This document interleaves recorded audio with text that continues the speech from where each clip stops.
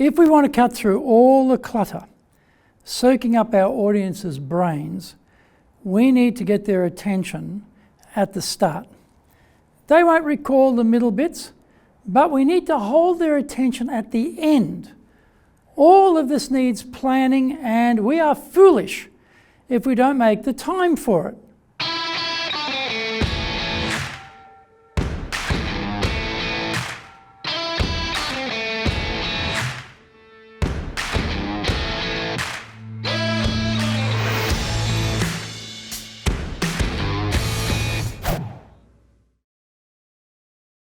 Welcome back to this weekly edition every Friday of the Japan Business Mastery Show. I'm your host, Dr. Greg Story, your corporate coaching and training guy, president of Dale Carnegie Training Japan, and best-selling author of 2 books, Japan Sales Mastery and Japan Business Mastery. We are bringing the show to you from our studio in the High Performance Center here in Akasaka in Minato-ku.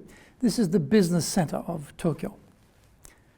This is episode number 30, Ending Speeches with Aplomb. And we are talking about how to do that. But before we get going, a quick word from our sponsor. If you want to become a fully competent and confident presenter, then do the High Impact Presentations course. We are all being judged when we speak, be it in the internal team meeting or in a public environment, be it the big bosses, clients, or an industry audience. Everyone is evaluating us. Don't blow it. Get the best training on the planet. Do the High Impact Presentations course now in either Japanese or English. Welcome back. Okay, now it's time for the show. それでは行きましょう. So let's get going. Ending speeches with aplomb. Actually, it's rare to see a presentation completed well, be it inside the organization, to the client, or to a larger audience. The energy often drops away, the voice gradually fades out, and there is no clear signal this is the end.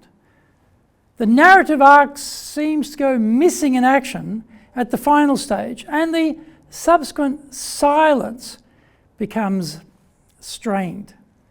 It sometimes reminds me of classical music performances when I'm not sure if this is the time to applaud or not. First and last impressions are critical in business and in life. So why leave these to random chance? We need to strategize how we will end, how we will ensure our key messages linger in the minds of the listeners, and how we will have the audience firmly enthralled as our permanent fan base. Endings are critical pieces of the presentation puzzle, and usually that means 2 endings, not just one. These days it is rare that we don't go straight into some form of Q&A session once the main body of the talk has been completed. So, we need an ending for the presentation just given, and we need another ending after for the Q&A after it's finished. Why the second one? Why not just let it end with the final question? The members of the audience are able to ask rude, indignant questions, challenging everything you hold to be true. They can denounce you as a charlatan, scoundrel, dilettante, and an unabashed poser.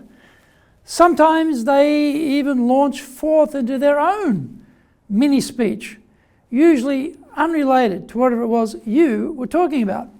Or they can move the conversation off to a new place, which has nothing to do with your key points.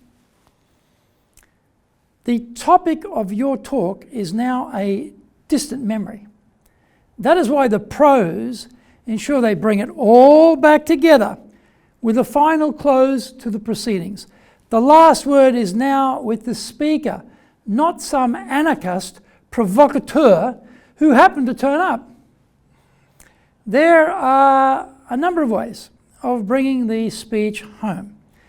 In the first close, before the Q&A, we might hearken back to something we said in our opening to neatly tie the beginning and end together, or we might restate the key message we wish to get across.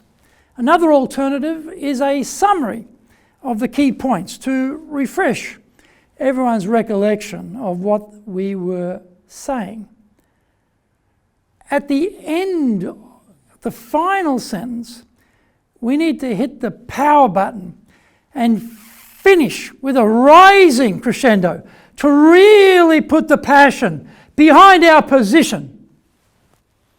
Many speakers allow their voice and energy to trail off into oblivion. Instead, we need to bring our energy to our final words. We then add a small pause and smoothly, succinctly invite audience Q&A. Don't miss this key point. Always specify the time available for Q&A at the start. Never ever leave it open-ended. Why not?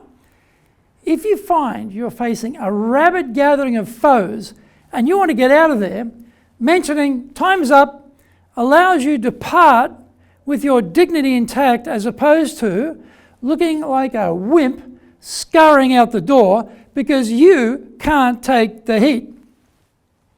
The second close can be very similar to the first.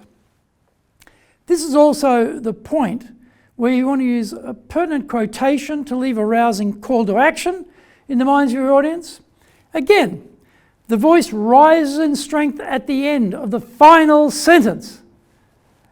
When you get the ending right, you can thank your audience, relax, and bask in their warm applause. Action steps. 1. Strategize the ending rather than leaving it to random chance. 2. Loop back to the beginning and hit some key messages again or summarize key points. 3. Always nominate a time limit for Q&A. 4. Prepare 2 closes, one each for before and after the Q&A. Thank you for watching this episode. Remember to hit the subscribe button. The Japan Business Mastery Show is here to help you navigate your way around business in Japan. Subscribe on YouTube. Share it with your family, friends, and colleagues. Hit the little bell icon for automatic new episode notifications. Our website details are on screen now. enjapan.dalecarnegie.com. It's awesome value, so check it out. Please leave me some feedback on YouTube. I would love to know how this show helped and what other topics you are interested in for me to cover. Just tell me how I can help you best. You might also enjoy my other weekly shows for podcasts. Mondays for the Cutting Edge Japan Business Show podcast. Tuesdays we have the Presentations Japan series. Wednesdays for the Sales Japan series. Thursdays for the Leadership Japan series. And Fridays we have the Japan Business Mastery Show podcast version. Now you get all of these wherever you pick up your podcasts. Also, on Mondays, I release my other TV show, the Cutting Edge Japan Business Show. That comes out on YouTube.